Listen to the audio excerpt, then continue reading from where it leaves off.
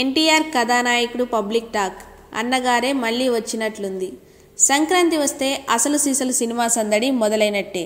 ఈ సీజన్ కోసం దర్శక నిర్మాతలు ఎంతగానో ఎదురు చూస్తారు.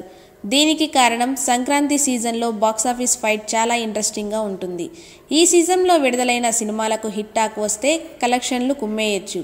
ఇక యావరేజ్ సినిమాలకు కనకవర్షం కురుస్తుంది. అందుకే సంక్రాంతి బరిలో నిలిచేందుకు ముందు నుండి పక్కా ప్రణాళికలతో సినిమాలను రూపొందిస్తారు. ఎప్పటిలాగే ఈ ఏడాది 4 పెద్ద సినిమాలు బాక్సాఫీస్ బరిలో నిలుస్తుండటంతో మూవీ లవర్స్కి పండగనే చెప్పాలి. ఈ సంక్రాంతికి నందమూరి బాలకృష్ణ ప్రతిష్టాత్మక ప్రాజెక్ట్ ఎన్టీఆర్ బయోపిక్ మూవీపై భారీగా అంచనాలు ఉన్నాయి. ఈ చిత్రంతో పాటు Ram Charan Boyapati combo movie, Vinaya Vidheya Rama, Venkatesh Varun Tej multistarrer movie F2 చిత్రాలతో పాటు సూపర్ స్టార్ రజనీకాంత్ పేటా చిత్రం కూడా సంక్రాంతికి విడుదల కానున్నాయి.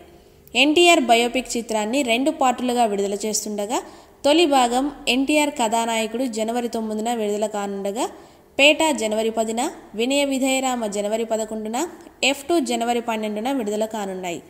వరుసగా 4 రోజులు 4 చిత్రాలతో టాలీవుడ్ బాక్సాఫీస్ కలకలలాడనుంది.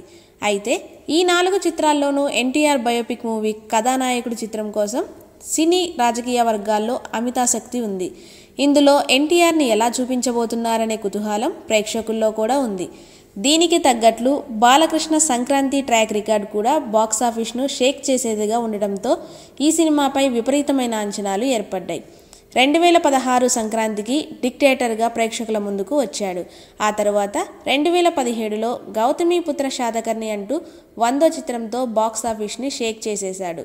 ఖైదీ, శతమానం భవతి చిత్రాలు హిట్ టాక్ తెచ్చుకున్నప్పటికీ బాక్సాఫీస్ వద్ద సత్తా చాటాడు బాలయ్య. అనంతరం 2018లో జై సింహ అంటూ సంక్రాంతి బరిలో తొడగొట్టాడు బాలయ్య. పవన్ కళ్యాణ్ అజ్ఞాతవాసి, రాజ్ తరుణ్ రంగులరాట్నం, సూర్య గ్యాంగ్ చిత్రాలను వెనకనెట్టి సత్తా చాటాడు బాలయ్య.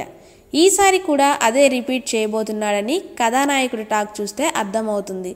ఓవర్సీస్లో ఈ చిత్ర ప్రీమియర్స్ చూసిన ప్రతి ఒక్కరూ సంక్రాంతి విన్నర్ మళ్ళీ బాలయ్య అంటున్నారు. అన్నగారి సినీ జీవితాన్ని ఎంతో చక్కగా డైరెక్టర్ చూపించగా బాలకృష్ణ తన తండ్రి పాత్రలో జీవం పోశాడు. ఎన్టీఆర్ ఇండస్ట్రీకి ఎంట్రీ అయినప్పటి నుండి ఆయన ఒక్కో మెట్టు ఎలా ఎదిగాడనేది ఎంతో చక్కగా చూపించారని, అప్పటి నటుల్లో ఇప్పటి నటీనటులు ఎంతో చక్కగా నటించి వారిని గుర్తు చేసేలా చేశారని చెప్తున్నారు. వీరు వారు అని చెప్పకుండా ప్రతి ఒక్కరూ ఎంతో బాగా నటించారని, కీరవాణి సంగీతం ఎంతో ఆకట్టుకుందని చెబుతున్నారు. ఓవరాల్గా బాలయ్య ఖాతాలో మరో సంక్రాంతి సక్సెస్ వచ్చిందని చెప్తున్నారు. పూర్తి రివ్యూ కోసం ఈ ఛానల్ను చూస్తూనే ఉండండి.